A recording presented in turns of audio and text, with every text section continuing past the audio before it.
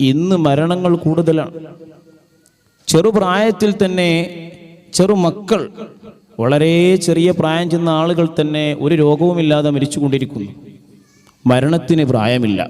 പണ്ടൊരാളോട് ഞാൻ പറഞ്ഞപ്പോൾ അയാൾ എന്നോട് മറുപടി പറഞ്ഞത്, ഉസ്താദ് അതിനിപ്പം തന്നെ എന്തിനാ നന്നാവണത്, ഒരു 60 വയസ്സൊക്കെ ആകുമ്പോൾ നന്നായ പോരെ, ഇപ്പോൾ ഒരു 18 വയസ്സൊക്കെ അല്ലേ ആയിട്ടുള്ളൂ, 60 വയസ്സൊക്കെ ആവണതിൻ്റെ തൊട്ട് മുമ്പ് നന്നായ പോരെ എന്ന് ആ ചെറുപ്പക്കാരൻ മനസ്സിലാക്കി.